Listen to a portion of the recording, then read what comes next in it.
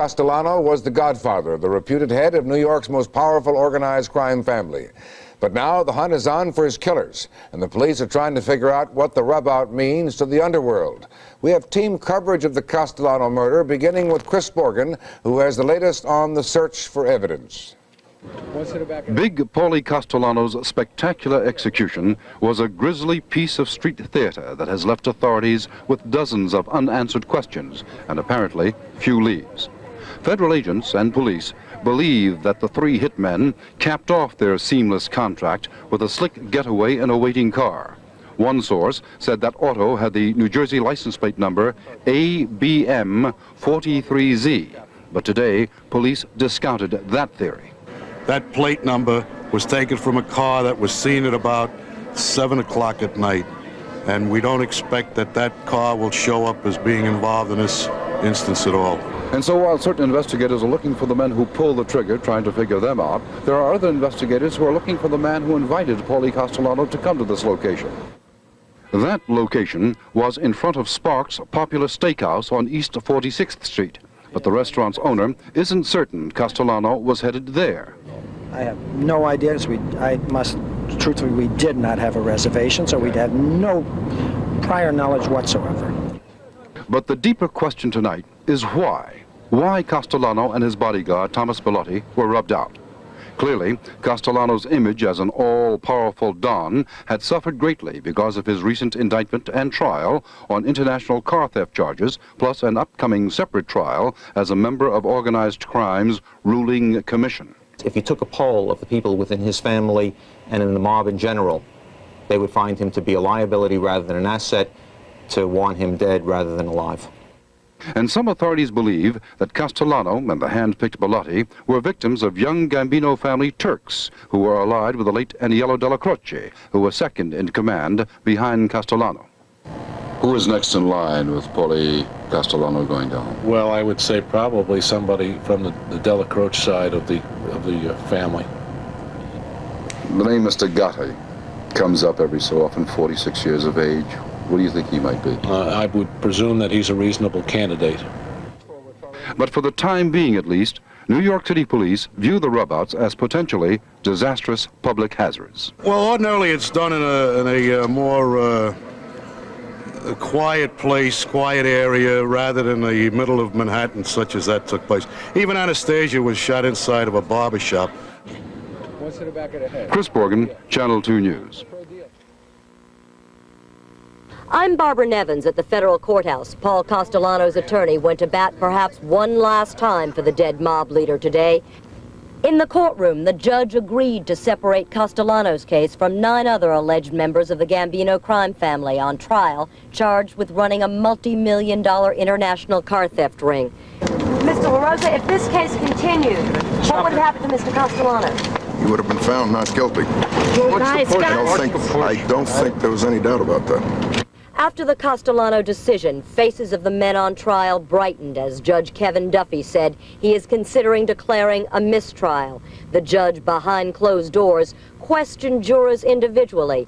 He asked if television coverage of Castellano's murder last night would prejudice their judgment in the trial of the others. All said no. Nevertheless, the judge said he wants to review the TV coverage himself before making a decision about the mistrial. Here in the big federal courthouse in Foley Square, there are 2 other mob trials going on, and yet another slated to begin early in 1986. In addition to the Castellano trial, there is the Colombo family trial. Carmine the Snake Persico, the reputed chief of that crime family, and 10 others are charged with racketeering and extortion from restaurants, hotels, and labor unions. The third trial is the Pizza Connection case, where 22 mob figures are charged with smuggling $1.6 billion worth of heroin into the United States and distributing the narcotics from pizza parlors. And then there is the so-called Mafia Commission case. Castellano and 4 other alleged mafia chieftains were indicted earlier this year by the feds, charged with running an organized crime commission that oversees murder and other criminal activities. That trial is expected to begin in March. In the meantime, back at the Castellano trial, the judge told the jurors today that he would suspend the trial until after the new year. By January 7th, he said, he would decide whether to declare a mistrial. Barbara Nevins, Channel 2 News at Federal Court. As we said, last night's hit on Paul Castellano was just the latest in a long line of mob rubouts in New York City. Perhaps the most infamous was the murder of Albert Anastasia in 1957. The alleged head of Murder Incorporated was shot as he relaxed under a hot towel in his favorite barbered chair at the Park Sheraton Hotel. That hotel is now the Omni Park Central at 7th Avenue and 55th Street. The barber shop was moved to a different part of the hotel about 15 years ago.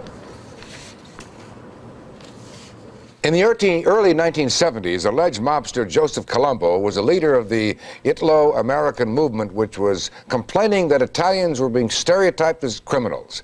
Then Colombo himself was a target of mob violence, gunned down at an Italian-American rally in Columbus Circle in Manhattan. He remained in a coma for 7 years before dying of the bullet wounds. The man accused of ordering the hit, Crazy Joe Gallo, met a similar end the next year. He was gunned down while celebrating his 43rd birthday at Umberto's Clam House on Mulberry Street, Manhattan, the heart of Little Italy.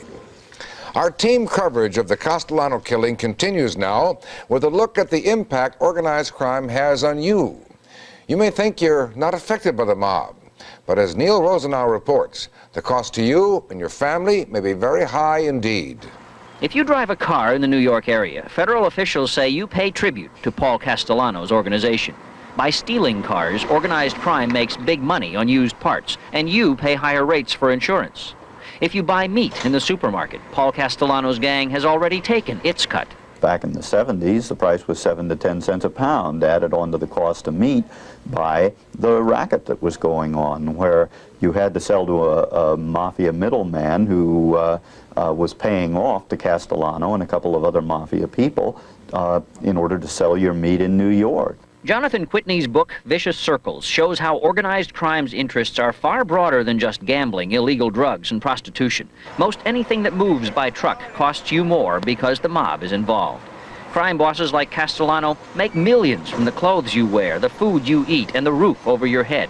That's why the government spends taxes to put the bosses on trial. It's an extra tax that we all have to pay. Hidden. It's a hidden tax. Yes, it is a hidden tax. Organized crime is a secret society, and the payoffs are all hidden. Federal authorities say mafia control of the cement industry adds millions to the cost of building in New York City, and that computes to higher rents for everybody. Experts say the mob takes its cut in construction the way it has in the garment industry, by infiltrating unions and corrupting them. This particular group has done that in the garment industry with control of the trucking business through control of the union, which required each garment manufacturer to sign up permanently to a trucking company, and this was all negotiated by the crooked union as the middleman. The objective of organized crime is to make money by any illegal means possible. They rob from all of us. And if they can't get their way by extortion and economic muscle, they're willing to use any means necessary. Paul Castellano proved that once again last night. I'm Neil Rosenau, Channel 2 News. You have to go back 6 years to find a New York City mob hit with the significance of the rub-out of Paul Castellano. Carmine Galante, who reputedly hoped to become the boss of bosses, was gunned down while eating in an Italian restaurant in Brooklyn in 1979. His cigar was still clenched in his teeth when his body was found by police. The name of that restaurant was Joe and Mary's, but it has since been replaced by a Chinese restaurant. Paul Castellano's murder has only added fuel to the public's fascination with the mob. Anthony Mason got reaction today from people in two neighborhoods, the Staten Island community where Castellano lived and the Manhattan block where he died. Along 46th Street today, the curious tried to recreate the already famous Castellano rub-out. For some, it was a way to verify something which seemed almost unreal. Well, it's probably all part of a movie script. Steven Spielberg around here, we're not sure. Television crews, including this one from Japan, made it feel like the movies, but it was all very real to those who heard last night's shooting. 6 shots, exactly. Boom, boom, boom. That's it. No more. And I seen the body, one body. I think the mafia is alive and well and living in New York City. On Staten Island, where Castellano lived, all was quiet today. A police car and a private security guard kept the press from getting too close. Neighbors wouldn't be quoted on camera, but one called Castellano's death a strange kind of justice. You live by the sword, you die by the sword, he said, a sentiment shared by people who passed the scene of the crime today. They're gangsters, who cares? They don't give any value for life. They only kill each other, they deserved it. If you got in their way, they would have killed you just anywhere they wanted to. So they're not going to be missed. You ought not to gloat about the fact that maybe one mobster killed another, because innocent people could have been killed. Midtowners in hectic Manhattan were especially uncomfortable that the underworld surfaced on their streets. But I guess they knew what they were shooting at, so, you know, it still is kind of scary, though, I'd have to say. Well, I'm just afraid to be walking up and down the street if things are going to be happening like this here, in broad daylight. Castellano met his demise last night outside of Sparks Steakhouse, but business today was brisk. It's probably the safest place in the country right now. Still, Sparks was trying to play down any Castellano connection. From time to time, he did come into the store, yes. Would you call him a regular? No, I would not. Ironically, this is the second stroke of fame this week for Sparks, which in this week's issue of New York Magazine was named as having the city's best steak. The owners hope this is the image people will remember, and not this one. Anthony Mason, Channel 2 News, Manhattan. And Governor Cuomo sharply criticized the news media today for using the word mafia in connection with the Castellano murder. Cuomo said it is incorrect to suggest all organized crime is Italian, adding, it's an ugly stereotype that gets used over and over again against Italians. Cuomo said he is obviously more sensitive about the issue because he is Italian. The death of Paul Castellano may have accidentally caused a scare for some rock and roll fans. The New York Post hit the stands late last night with the headline saying the boss is dead. But of course, the boss in question was not Bruce Springsteen. The Post later changed this headline to describe a Godfather rub-out, but the paper insists the change had nothing to do with any possible confusion over Bruce Springsteen. The paper says they change their headlines all the time. The Post could not say how many papers were in circulation with the first issue headline. In other news coming up this evening, a land